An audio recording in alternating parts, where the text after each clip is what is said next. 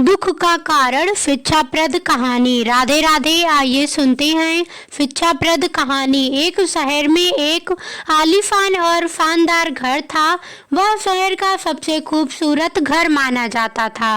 लोग उसे देखते तो तारीफ किए बिना नहीं रह पाते। एक बार घर का मालिक किसी काम से कुछ दिनों के लिए शहर से बाहर चला गया। कुछ दिनों बाद जब वह वापस लौटा तो देखा कि उसके मकान से धुआं उठ रहा है। करीब जाने पर उसे घर से आग की लपटें उड़ती हुई दिखाई पड़ी।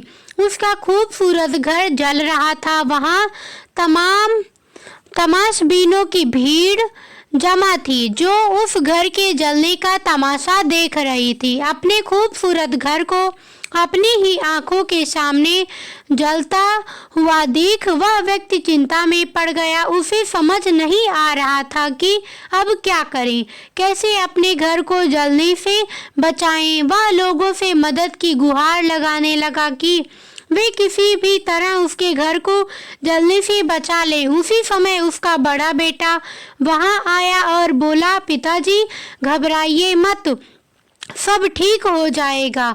इस बात पर कुछ नाराज होता हुआ पिता बोला, कैसे ना घबराओ, मेरा इतना खूबसूरत घर जल रहा है। बेटे ने उत्तर दिया, पिताजी माफ कीजिएगा, एक बात मैं आपको अब तक बता नहीं पाया था। कुछ दिनों पहले मुझे इस घर के लिए एक बहुत बढ़िया खरीदार मिला था। उसने मेरे सामने मकान की कीमत 3 गुनी रकम का प्रस्ताव रखा। सौदा इतना अच्छा था कि मैं इनकार नहीं कर पाया और मैंने आपको बिना बताए सौदा तय कर लिया। ये सुनकर पिता की जान में जान आई। उसने राहत की सांस ली और आराम से यूं खड़ा हो गया जैसे सब कुछ ठीक हो गया हो। अब वह भी अन्य लोगों की तरह तमाशबीन बनकर घर को जलते हुए देखने लगा। तभी उसका दूसरा बेटा आया और बोला, पिताजी हमारा घर जल रहा है और आप ही की बड़े आराम से यहाँ खड़े होकर उसे जलता हुआ देख रहे हैं। आप कुछ करते क्यों नहीं? बेटा चिंता की बात नहीं है, तुम्हारे बड़े भाई ने ये घर बहुत अच्छे दाम पर बेच दिया है। अब ये हमारा नहीं रहा, इसलिए अब कोई फर्क नहीं पड़ता। पिता बोला, पिताजी भैया ने सौदा तो कर लिया था लेकिन अब तक सौदा पक्का नहीं हुआ है।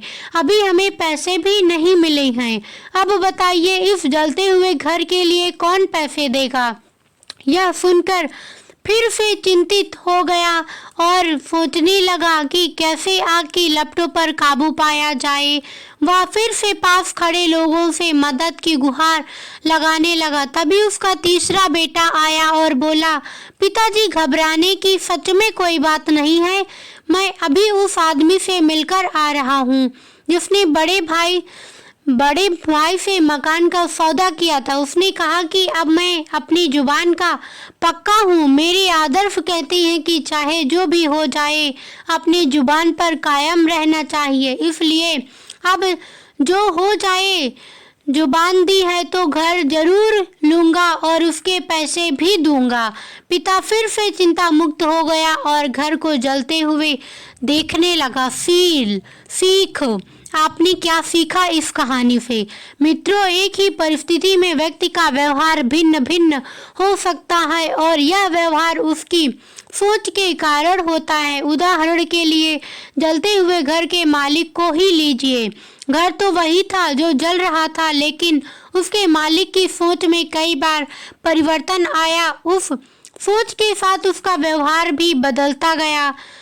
असल में जब हम किसी चीज़ से जुड़ जाते हैं तो उसके छिन जाने पर या दूर जाने पर हमें दुख होता है, लेकिन यदि हम किसी चीज़ को खुद से अलग कर सकते हैं तो एक अलग सी आज़ादी महसूस करते हैं और दुख हमें छूता तक नहीं है। इसलिए दुखी होना और ना होना पूर्णतः हमारी सोच और मानसिकता पर निर्भर करता है। सोच पर नियंत्रण रखकर या उसे सही दिशा देकर हम बहुत से दुखों और परेशानियों से न सिर्फ बच सकते हैं बल्कि जीवन में नई ऊंचाइयां भी प्राप्त कर सकते हैं।